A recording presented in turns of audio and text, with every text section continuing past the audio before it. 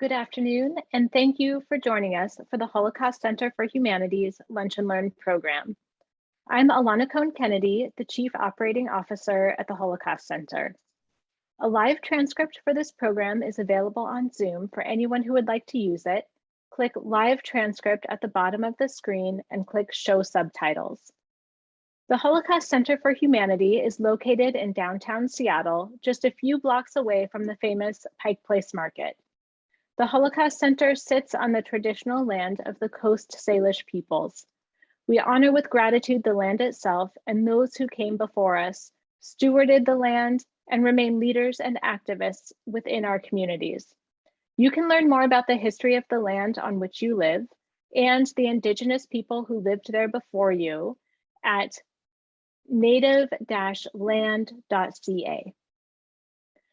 Maria, a college student, watched a video of Auschwitz survivor Magda Shalom talking about her experiences during the Holocaust. Maria commented, quote, "After listening to Magda tell her story, I began to see the world differently. I began to act differently towards others. I think I became more compassionate. You never know what stories people hold." End quote. Stories are living things. The way we interact with them depends on our own personal circumstances, the current events in the world, and the way they are delivered to us. Like Maria, when people hear stories from Holocaust survivors, they walk away changed. With your help, we can bring more survivor stories to Maria and others across our state of Washington and beyond. Today is Give Big, the annual community giving event. This year, we are raising funds to record, preserve, and share oral histories from local Holocaust survivors. This is more important now than ever. We have seen over and over again that these stories of survivors change hearts and minds. When you donate today and tomorrow, your gift will be doubled. That's right, dollar for dollar, 100%. Please consider making a gift today or even right now. We just put a link in the chat where you can donate. No matter the size of the gift, whether it's $10 or $1,000, all gifts make a difference. I want to thank our 2022 Lunch and Learn series sponsors, the City of Seattle Office of Arts and Culture, and the Francis Roth and Stanley R. Schill Foundation. And thank you to the Holocaust Center's Lawyers Committee, Ruth Atherton, Mark Bowman, Kathy Feldman, Chuck Madwell, Christina McDonald, Jay Rifkin, Rob Spitzer, and Jeff Sprung, who helped with this program today. Thank you also to all of our incredible supportive viewers. Thank you for sending in your ideas for programming and speakers. We love all of your enthusiasm and interest, and we'll keep the content coming. Some of you will remember today's speaker, Joshua Green, from an earlier program. We are lucky to have him back again to speak on a different subject and to share his legal expertise. Legal professionals attending today's program can receive 1 CLE ethics credit. In order to receive CLE ethics credit, you must attend the entire program today, it's 1 hour, and complete the evaluation, which we will post in the chat at the end of the program. You will have 2 weeks to complete the form to receive CLE credit. Today's program is the 5th in our series, Understanding and Disrupting Genocide. Joshua Green is a former instructor at Hofstra and Fordham Universities and is the recipient of numerous awards for his historical biographies and documentary films. His books on Holocaust history have sold more than 500,000 copies and are published in 5 languages. And his documentary films on war crimes trials and eyewitness testimony are seen on PBS and Discovery. He has been a featured speaker at the Pentagon, the Judge Advocates College, the New York Public Library Distinguished Authors Series, and at synagogues, churches, universities, and law schools nationwide. He served as Director of Strategic Planning for the United Nations Summit of Religious and Spiritual Leaders and is a mediator serving in the New York area. Joshua will take questions at the end of the program. Please use the Q&A feature at the bottom of your screen to type in questions at any time. Thank you so much, Joshua, for joining us today from New York. We're so honored to have you here with us. Well, thank you for your hospitality and your invitation. I'm delighted to be back again with you. I can't see any of you, so it's hard for me to open the way I usually do, which is by asking whether there are any other aging hippies present here apart from myself. But I'm going to take it that there might be one or two of you out there. And if so, perhaps like me, you have a hard time getting your arms around the idea that there's actually a proper way to conduct war. You know, I come from a long line of lefties and remember Martin Luther King speaking at the Fieldston School in the Bronx, where I went to junior and senior high school. And so I have a particular image of what I think the world might be like someday. I hope it's not completely naive. But there has not been in the history of humanity one moment when the world has been free from warfare somewhere. And consequently, the conventions governing the conduct of war are quite ancient. They go back to the ancient Greeks. And throughout history, the two energies that have guided our approach to warfare have been principles of humanity and necessity. Necessity says that if you are aggressed upon, you have the right to do whatever is necessary to defend your person, your family, your home, your community, your nation, your place of worship, your belongings, etc. If you are aggressed upon, you have the legal right. You are protected by the international conventions, particularly the Hague and Geneva Convention, for doing whatever is necessary to defend yourself and those around you. By the same token, humanity insists that whatever you do must create the least amount of harm and damage possible. And these two energies have been in conflict since the dawn of time. And the question we find ourselves asking is, who gets to decide these things? Who gets to decide when war is justified? Who gets to decide what is proper conduct in the execution of war? Well, in the film that we're about to watch together, you're going to hear some very challenging positions on these and other topics. You're going to hear some of the most distinguished voices in international law offer comments on the issues that speak to the heart of situations that we're confronting in the world today, front page headlines. And so here's what I think we can do. I'll introduce the film to you briefly, and then we'll screen it. It runs about a half hour. And then I'll come back and we'll engage in some Q&A. I want to alert you to the fact that I have no formal degrees in law. I'm actually here under completely false pretenses.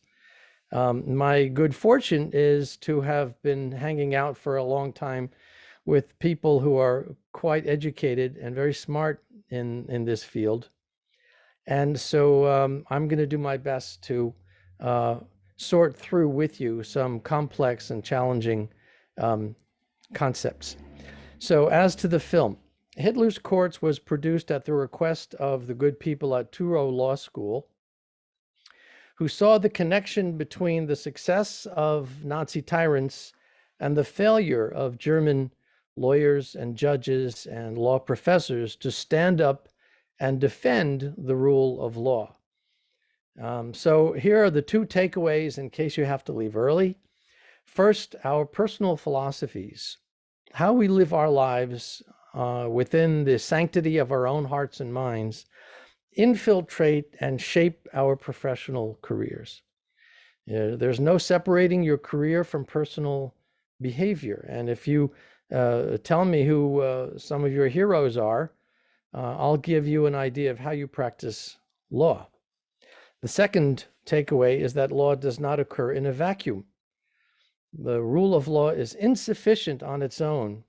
The codified rule of law is insufficient to establish a civilized society. Law is not mechanical. In all instances, in order to operate properly, It depends on men and women of impeccable character and purity of motive. So let me propose that we watch Hitler's Courts, and then we'll have time to discuss questions that may arise. You're welcome, and I encourage you to take notes. Some of the things that you're going to hear, I think, will challenge you, and that was the intent behind this program, was to create a context for examining the role of the judiciary in Nazi Germany and the devastating effect of the betrayal of the rule of law. So let's see, Richard, if you'd like to start the film, I think we can get going, and then we'll have our discussion afterwards.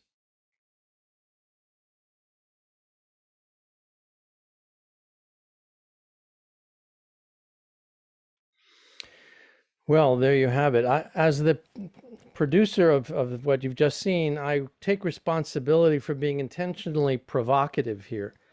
There is enough matter for discussion to fill an entire semester, if not a whole master's course in European history and international law. Because time does not allow us to explore all the issues, allow me to just recap briefly some of the things that we've seen in this film. We saw, going from the beginning moments, that constitutional law was suspended as soon as Hitler came to power in 1933 under the pretexts of the country being invaded by terrorists.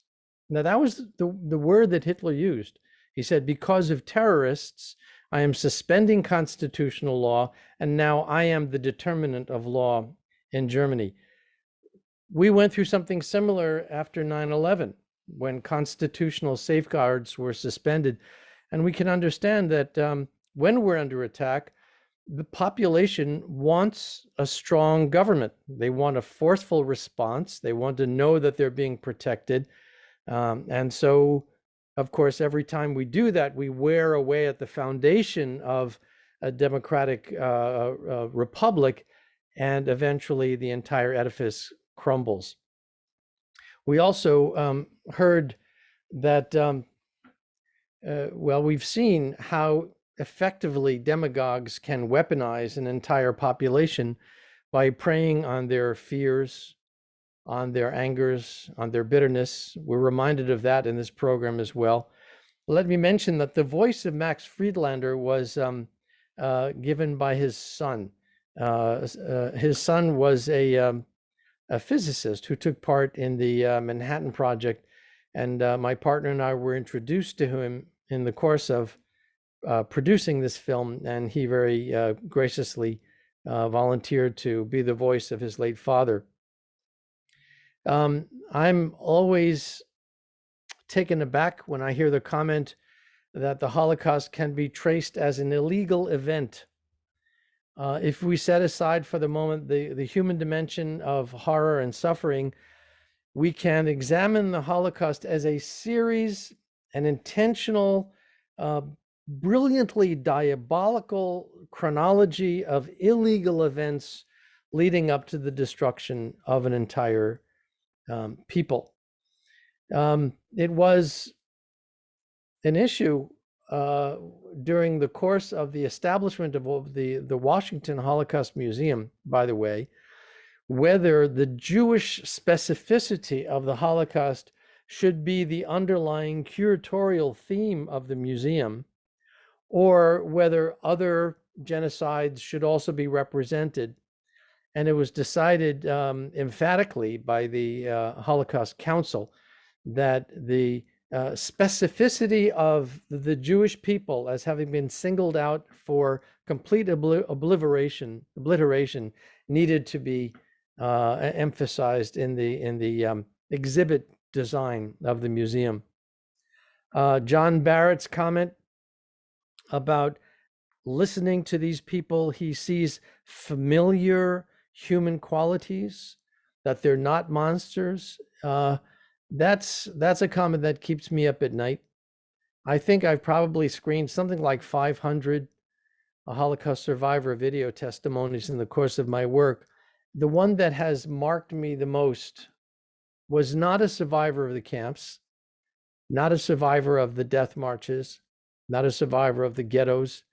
It was a German non-Jewish youth who was one of the few perpetrators who agreed to give his testimony to the Fortunoff Video Archive at Yale University. Robert Schuller was his name. He's passed away now. He came to America and described how exciting it was for him as a Hitler youth to be raised in Berlin and as a teenager to get a uniform and to go to war and think, I'm going to be a hero. We've got the best country in the world. And I asked myself, if I had been born in Berlin in the 1920s or 30s or whatever, would I have been somehow immune to that propaganda? Would I have somehow had some more intuitive stuff that would have allowed me to say, there's something wrong here. I'm not going to be a part of this. That keeps me up late. We also heard comments that compared positive law with natural law, and whether someone following orders, which was, following superior orders is a legitimate defense. There isn't a court that will condemn a soldier for having followed legal orders. And there's the weasel term. A soldier has a higher obligation to refuse to follow orders that are patently illegal. And that became the turning point in determination of verdicts in many of the war crimes trials that took place after liberation. So there's much that we could discuss. I think I'm going to stop here because I do want us to have some time for discussion. So Ilana, are you going to field the questions? Are you going to give me a cue on what people would like to talk about? Yes, and there are a number of questions here, so we'll try to get to a few of them. And one of them touches upon what you were just saying, so I think it's a great time to ask it. And this one comes from Will, and I'm going to read it to you because it's a little bit long to sort of lay the groundwork. And Will says, I'm trying to generate some actionable principles from the video. Of course, at the time of the Nuremberg trials, the United States had a regime of legalized second-class citizenship for Black people and more or less systematic mob punishment for those who challenged that classification. If Jews had a, quote, civil death in the 1930s in Germany, Black Americans had yet to have a civil birth at the same time. And as we speak, the Supreme Court in our nation is primed to undermine the very notion of unenumerated rights. As a member of the legal community, what duties do I have, whether moral or legal or otherwise, to challenge what I personally perceive to be injustice, whether or not that same perception is shared by the majority? My gosh. That's a PhD thesis, not a question. Look, my hat is off to those of you in attendance here today who have chosen to pursue the law as your profession. I don't think the law is a job. I think it's a calling, and you, in your hands, have been entrusted the responsibilities for protecting and safeguarding the law, which, truth be told, is robust. It is vibrant. It is strong, but it is not invincible. And what can you do? Well, I think any thinking, feeling person in the world today is asking that same question on any number of grounds. We have to speak up. If we learn anything from the Holocaust period, it is that those who do nothing, those who do not speak up, side with perpetrators, not with their victims. And it can become a very existential dilemma. There are people who, when I go into corporate environments, for example, I confront people who are terrified to speak up about what they know. They're worried about protecting their job. They're worried about being marginalized for going up against the establishment, against executive direction. They're worried about being made fun of being ignored altogether. Look,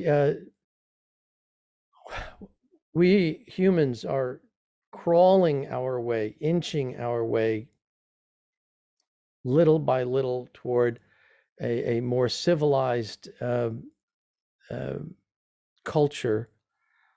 My own personal conviction is that the founding fathers did such an extraordinary job that American democracy has within it a curative mechanism, an internal rectifying mechanism. No matter how far off track we may go, no matter how intentional the effort may be to derail the rule of law, my personal hope and conviction is that the American system of justice is strong enough to find its way back to center course, get itself back on track. It may take time, and I think how much time is dependent on how quickly and readily we here are willing to stand up and take a dangerous and difficult role in making that happen. So Joshua, there's another question here that comes from Sarah, who said, I would like to hear more about whether there were examples of resistance efforts by lawyers and judges to Nazi injustice within the legal system. And where could I go to learn more about this resistance within the legal circles? Right. Well, there's sadly very little documentation about it. And part of the reason is that there were so few who were willing to stand up and take an adversarial position. We heard about Donyanyi and one or two others in the course of the film, and those were truly exceptional. The pressure to go along was so intense that even those who might have felt some hesitation about going along with policies that they found reprehensible thought twice about saying anything about it, because they knew that they could be the next ones behind the barbed wire if they weren't careful. So, as we heard Saul Walkler describe, the time to speak up is when we see these things happening at the very beginning.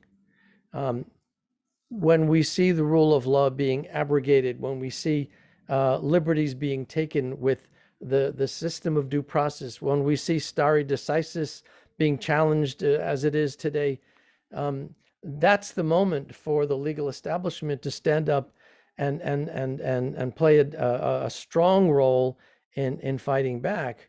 So unfortunately, I don't have books or other documentaries that I can send you to, because there's just very little to report about it.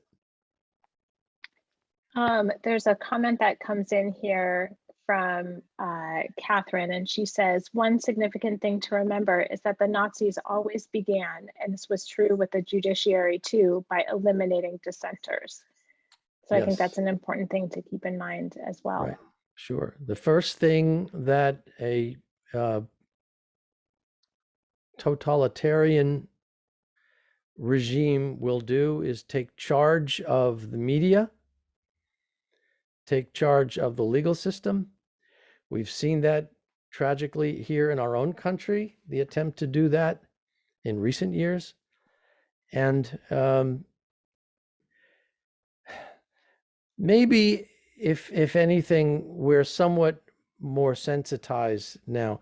I'm so impressed with the work of journalists in Ukraine, for example, who are equipped with means of technology and communications that just were not available in the Second World War.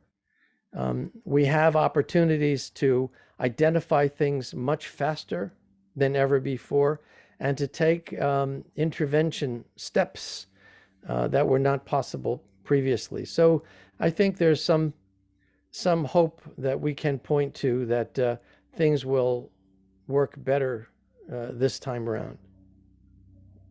Well, Joshua, I have one last question for you, and there are so many questions. I wish we had another hour to go through all of this. So hopefully we'll be able to bring you back for a longer discussion. But as a last question, I'm wondering if you would tell us a little bit about some of the work you are writing now and what you're researching and looking into. I'm particularly concerned about young people and the lack of sufficient Holocaust education in schools. So my recent writing efforts have been for Scholastic, which is the world's largest children's book publisher. And God bless them, they've come out with a series of young women survivor memoirs that are doing very well. And you know, it's hard for anyone, let alone a young person, to understand a number like 6 million. You can understand one story, one person's life. And so a lot of my efforts are geared toward bringing the stories of survivors and other witnesses to the Shoah to wider publics, and in particular, young people. Fantastic. I can't wait to see it. Thank you so much, Joshua, for being a part of this program today. We really appreciate you being here and introducing us to this film. We put a link in the chat where people can find the film, and we'll be sure to include that on our website as well. So if you would like to go back and rewatch it or share it, you can do so. Thank you for your hospitality and good cheer. Thank you to everyone for joining today's program, and legal professionals, the moment you've been waiting for. You will be earning 1 CLE ethics credit for attending this program, and we are now putting a link in the chat to a survey for you to complete within the next 2 weeks in order to receive this credit. We'll also email you this link so you can find it there as well. This program was recorded and you can find it on our website starting tomorrow. Lawyers, if you missed part of the program, you can watch it online and still get the CLE credit. A reminder that today marks the start of Give Big. Today and tomorrow, all gifts will be matched 100%, and all gifts support the collection, preservation, and sharing of oral histories from Holocaust survivors. There is a link in the chat to make a donation, and every donation of any amount helps. So thank you so much for your support. Please join us on the 3rd Tuesday of this month, May 17th, for our next Lunch and Learn program, Justice for the Rohingya, with YY New, who after 7 years as a political prisoner in Burma, emerged as a human rights advocate. Also, please join us on May 19th, either in person or online, with Dara Horn, the author of People Love Dead Jews. We have a lively program planned, and information is on our website. That will take place in Seattle at Temple de Hirsch Sinai. Our Lunch and Learn programs are possible because we have a fantastic team at the Holocaust Center. Thank you to Richard Green, our Museum and Technology Director, who is running the technical side of this show. Thank you to our CEO, Dee Simon, Lori Werschel-Cohen, Paul Regelbrug, Jessica Michaels, Julia Thompson, Morgan Romero, Amanda Davis, Devin Shirelocky, Katie Lawrence, and Ali Laps. Thank you again for joining today's program. We look forward to seeing you at our next Lunch and Learn program on May 17th. This concludes our program for today.